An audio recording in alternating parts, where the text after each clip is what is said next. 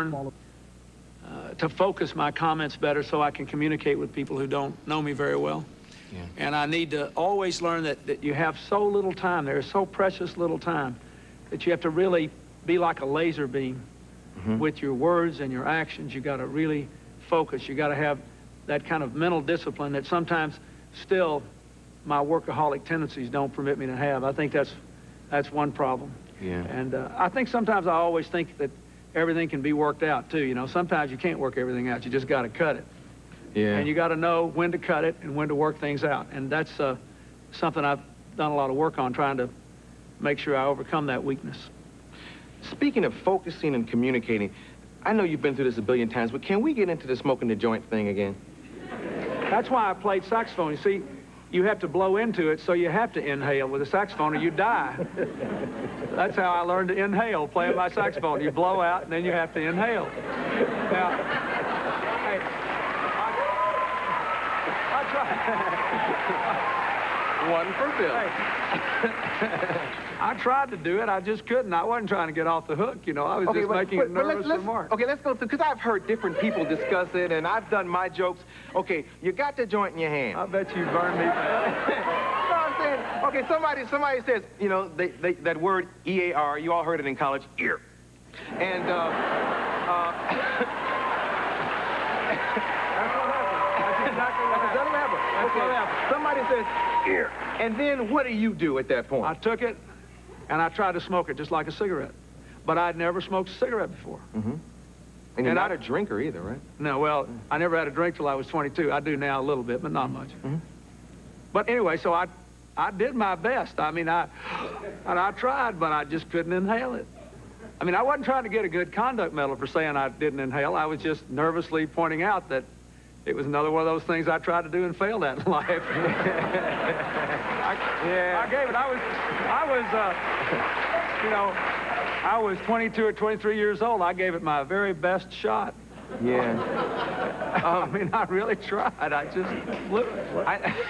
I know how it is dealing with the press. If you could explain it over again the first time, would you do it any differently? Yeah, I'd have just said yes. But you know, but here's the deal. When a politician says something, if you're in politics, the cynicism about politicians is so great. People thought, well, this guy calculated this whole answer, and he calculated it so that he thought, well, maybe you won't burn me quite as bad if I say I didn't inhale. That's the dumbest thing I ever heard of.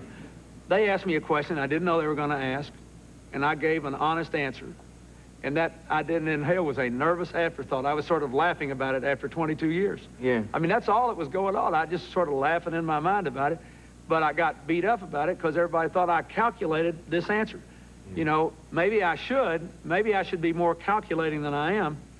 But, you know, if you folks are never going to get good politicians, really good public officials, if all you want is somebody that calculates every word they say, every deed they do, and their whole life becomes like a robot or an automaton, you know. I did something when I was younger. I told the truth about it. And I made a mess of telling about it because I guess I'm still kind of embarrassed about it after all these years. Yeah. But it is not a big deal, and it was made into a federal case. I got more publicity on that than my idea about how to send every kid in America to college who wants to go, which I think is more important to the election and to the future of this country.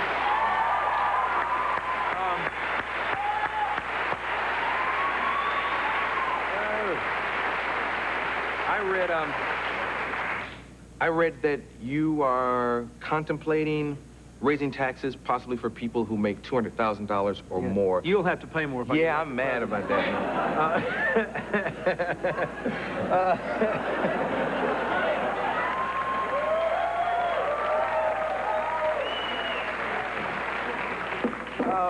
Why don't you expound on that and talk a little bit about what you will do for the economy?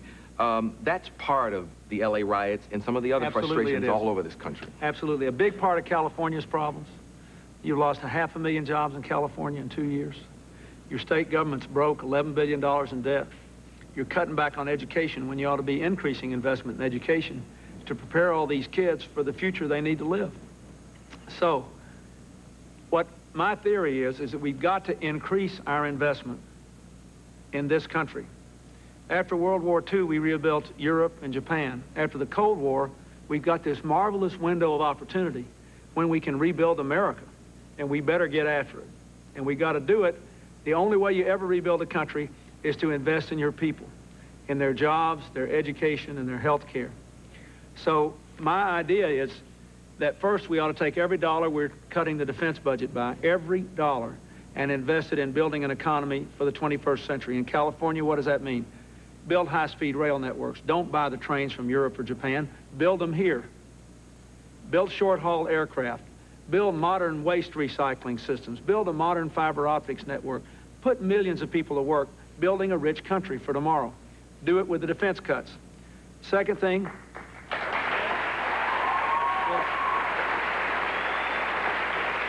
we need some more money to invest in education. Every poor child in South Central LA should be in a Head Start program. The poor school districts, they ought to have elementary counselors in the schools to deal with those kids that bring problems to the front door. And small classes in the early grades. There ought to be a computer in every classroom in America. The kids that don't go to college ought to have 2 years of apprenticeship training so they can get good jobs, not dead-end jobs. That's what our competitors do. And we ought to loan everybody the money that wants to go to college, the money, and let them pay it back later. Now, all of this, believe it or not, in the context of this trillion-dollar budget of ours, is not a great deal. But since we have a deficit that's enormous and that needs to be brought down, I think we have to raise some more money. You can't raise money on the middle class because their taxes went up and their incomes went down in the 80s. People in upper income groups, their incomes went up and their taxes went down. Relax, your taxes will still be lower than they would have been in 1980 when I get done, but you'll have to pay a little more so we can send all these kids to college. It'll be the best money we ever spent. We'll have a stronger economy. All those people that you and your pastor tried to help, if you could tell them when they're 11, 12 years old, look, if you stay straight, you may not make as much money as you would dealing drugs, but you're going to make enough money. You're going to have a good, decent life. You're going to feel good about yourself, and your country is going to make sure that you get the education and training you need. It would be great. And if you could say to them, if you go to college, you can pay the loan back. We'll pay your way to college, but we'll pay it back. You can, either as a percentage of your income when you go to work, or even better, let's make a Peace Corps here at home. Come back to LA and pay your college loan off by giving 2 years of your life as a counselor to kids in trouble, as a nurse in a public health clinic, as a police officer on the block, as a teacher. You think about it. A lot of these kids in trouble, they're never the most important person in the world to anybody except the people they're in the gangs with. So we got to give them a good gang to be a part of, and you got to have some personal connection. So anyway, you have to pay a little more, but not a lot more, and enough to invest in our people again. That's what we got to do. If it helps our youth, I'm down with it. I'll be right back with Bill Clinton.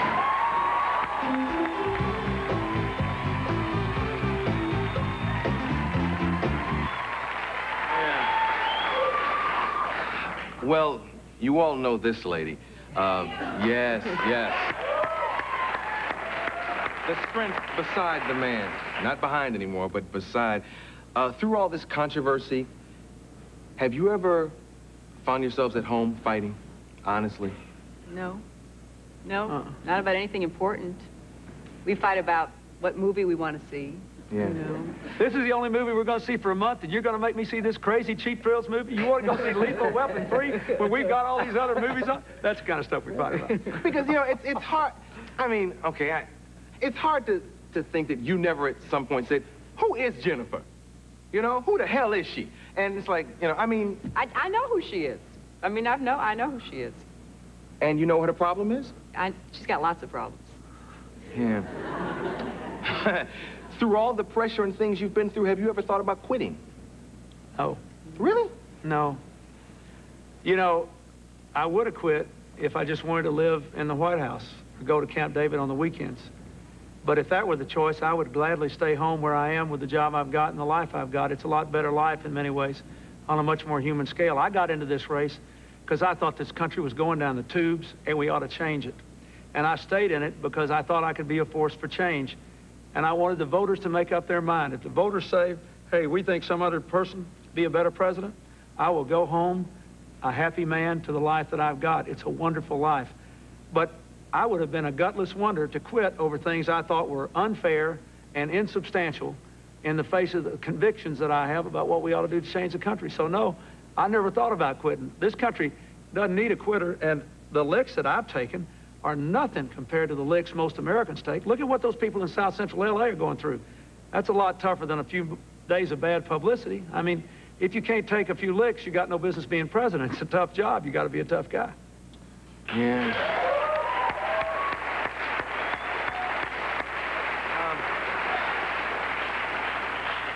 Wow.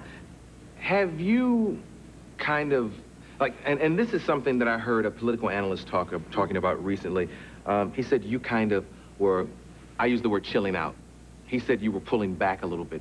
You've been instructed not to say as much or be as outspoken. Yeah. No? I've heard that, but I never know who says it. I think it's wishful thinking on the part of some people. Yes. I want to tell you something. I thought what you did the night after the LA riots was the way television ought to be. I was so impressed. Yeah. It was a wonderful show. It was not watched it all. I mean,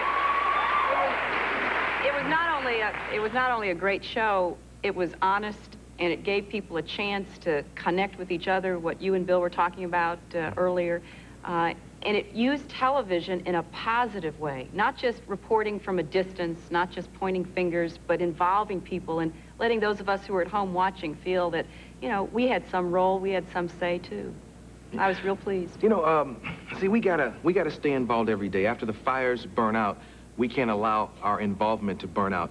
A few weeks before the riots, I had been on the Hill, invited by Louis Stokes to talk about gangs and violence. I'm heavily involved in a lot of those issues. What do we do about the gangs? And what do we do about the violence in our inner cities, the black-on-black crime? How do we stop it? Well, if there were a simple answer, it'd be done already. Mm-hmm. I think you got to start with a safe streets strategy. The cities that are safer are those that have neighborhood policing, where the people that live in neighborhoods look at the police as their friends. They see them every day. The police know the kids that are in trouble or about to be. They work together to keep harmony and peace. We need to help those policemen by giving those kids something else to do, more one-on-one relations with successful adults. And when they do get in trouble, instead of sending them off to jail the first time, they ought to be kept in community boot camps where they can do community service work, have discipline and drug treatment and education. And I think we ought to pass the Brady bill and do some other things to get some of these guns off the street too and out of the hands of these kids. So you need a safe street state. Then you got to have something for the kids to say yes to. You got to, everybody wants to be in a gang. I mean, everybody here is in a gang. If you go to your church, it's a gang. It's just a good gang. Yeah. Makes you feel good to be there on Sunday. Right? Yeah. We are social animals. We have to be part of something bigger than ourselves. So you got to take those gangs and give them some ways to be winners as gangs, or give people good gangs to be a part of. We've got to give these kids something to say yes to. The LA Conservation Corps ought to be a national model, and it ought to be dramatically expanded for young people to work in ways that get them out of their own lives and their problems and get them into working with other people and doing good things. Those are the kinds of things we got to do. We've got to change lives from the outside in and from the inside out. And there's no simple strategy. The government can do some things, but people on the streets have to do others. Yeah, the reason I ask you questions like this, because these aren't just black questions. Mr. Crime, Mr. Frustration own cars now. And they'll be coming to the suburbs real soon. Oh, listen. That's why we have to solve the inner city problems. I was in Macomb County, Michigan, which is virtually all white, outside Detroit. All the white folks went out there. That's the home of the Reagan Democrats. You know, the Democratic Party left me. I'm tough and conservative now. I was there a couple of days after a 15-year-old white boy had shot another one in the schools. Yeah. This is not just about race. It's about ethics and education and economics, and it's about kids being divorced from the life we want them to live. There's all these disconnections. It's like people's circuits is shorted out. And people like you, at least you're reaching out and trying to touch them again. And what you got to do is to empower people like all of the rest of us, people that aren't famous or rich, but still have incredible power to touch other people's lives. Yeah. It's all of our problems. I don't have a lot of time left, but Marla, just give me a couple seconds. I'm going to let the lady close this segment. Tell young America and anybody in America who's watching why they should vote for this man. because he's got the right combination of a great heart and a great mind, and he understands what's at stake in this country. And if he were not convinced that we could do better and that he could inspire people, particularly young people, to feel good about themselves and to be committed again to this country, he wouldn't be in this race. But he is, and he can. And that's what we need more than anything to get America back on the right track. I'm not here to tell you who to vote for, but vote for somebody. This is Hillary. This is Bill. The Clinton family.